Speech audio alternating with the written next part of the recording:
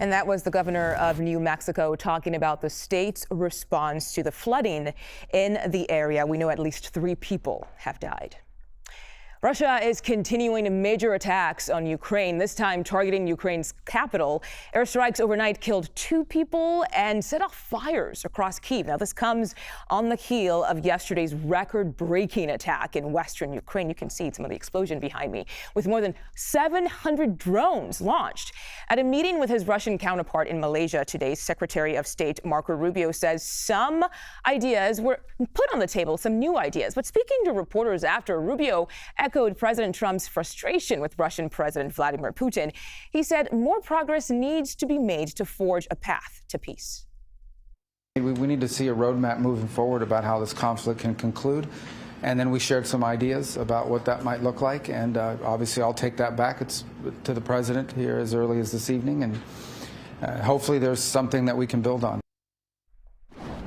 And we have team coverage of the situation in Ukraine. CBS News reporter Ellie Watson is standing by at the Pentagon, but Aaron Navarro is at the White House. And Aaron, we are going to start with you. Thank you for your time today. The U.S. is now resuming shipments of some weapons to Ukraine after a pause. So what is the latest from the White House on that? Yeah, Mugo, the president himself has given somewhat conflicting answers. He said Tuesday that he doesn't know who ordered the pause on those weapon shipments, and then told reporters yesterday that he would give that kind of order, but has not yet. The only statement we've got on all of this from the White House addresses the review when it comes to, all weapons that the U.S. is sending abroad, and addresses the decision to resume sending weapons to Ukraine, which a U.S. official has told us recently today that they are doing, but their statement does not clarify whether the White House was really caught flat-footed, as has been reported. Secretary Rubio, who we just heard from, told reporters and framed it all as a temporary pause that happens during these sort of weapon reviews, and pushed back on reporting that the administration was caught off guard. So in a new audio, this is from 2024, we hear President Trump claim he issued a warning to Russia's leader before the invasion. Let's listen to what he said. To Putin, I said, if you go in to Ukraine, we're going to bomb the out of Moscow. I'm telling you, I have no choice. So he goes like, I don't believe you. I said, he said, no way. And I said, way. And then he goes like, I don't believe you. But the truth is, he believed me 10%. So, Aaron, any response from the White House about that audio? Yeah, in a statement from the White House, they did not dispute the authenticity of this audio, but said that President Trump, both in his first term as a candidate and now in his second term, has been consistent in saying, quote, Russia never dared invade Ukraine when he was in office. And the White House has argued that he won the 2024 election because of this type of rhetoric and, quote, America First agenda. In response, a Kremlin spokesperson seemed to dismiss the audio, saying it's potentially fake, saying that Russia is, quote, taking it calmly and is just attributing it to President Trump's style and usual rhetoric rather than taking it as a direct threat. And they also note that the 2 leaders did not speak on the phone during the alleged time of these fundraisers in 2024. Okay, so let's talk about tariffs, because it's the one topic that just never ends at this point. President Trump is threatening Brazil with a 50% tariff, and this is a country we have a trade surplus with. So why this threat from the president? Yeah, Mugo, it's also interesting because it's a country that was not on that list of countries getting, quote, reciprocal tariffs back in April. Potential reasons behind this letter. President Trump has been critical of a group of nations known as BRICS, a sort of counter to the G7, and has threatened to apply a 10% tariff on these countries, as he fears that they are working to undermine the U.S. dollar. During a summit earlier this week, Brazil's current president was asked about this, and in his answer defended the group, said, quote, we don't want an emperor. Another potential reason, President Trump has been posting in support of former president of Brazil, Bolsonaro, who was indicted for allegedly starting a coup after he lost his 2022 elections. This is an ally of Trump, both in style and rhetoric. And in the letter that he wrote to Brazil, President Trump wrote that the prosecution of Bolsonaro is, quote, a witch hunt that should end immediately.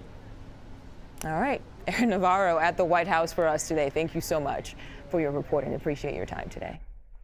Okay, let's bring in CBS News Pentagon reporter Ellie Watson. Ellie, good to see you. Is there any optimism today that the talks with Secretary of State Marco Rubio and his Russian counterpart could actually signal or hopefully lead to progress down the road? Secretary Rubio didn't today signal any breakthroughs in the talks and said he would give his impressions of the meeting back to President Trump. President Trump is the one who has been increasingly expressing frustration with the direction the war is going, because instead of winding down the war, as President Trump would like to see, Russia and Vladimir Putin have been escalating their attacks against Ukraine. In 3 times in just the past 10-ish days, Russia has set a new record for the largest air, missile, and drone attack against Ukrainian cities since the war began. President Zelensky, talking about last night's attack, said over 400 drones were launched towards Ukrainian cities, many of which were shot down by Ukrainian air defenses, but some did get through. In addition to making the lives of inhabitants of these cities miserable and scary, each one of these attacks is one step closer to exhausting Ukraine's air defenses. I want to ask you about this because what kind of weapons is the United States supplying to Ukraine, and just how crucial are those weapons for Ukraine's war efforts?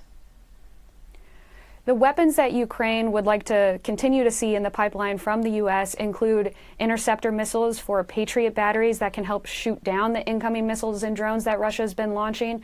Another munition, the type that was briefly paused last week and has since resumed flowing into Ukraine, is the 155 millimeter artillery round. The Ukrainians have been expending a high rate of artillery at the front lines, where officials say the Ukrainians are fighting a World War I type trench warfare, heavily reliant on artillery. Delaying any one of these weapons won't have an immediate impact on the battlefield, but any pause sends another signal of uncertainty about future U.S. commitment to Ukraine. Yeah, certainly does. So sources tell CBS News the State Department was not included in the administration's decision to pause weapons shipments to Ukraine. Has there been any response from the Pentagon so far about those reports?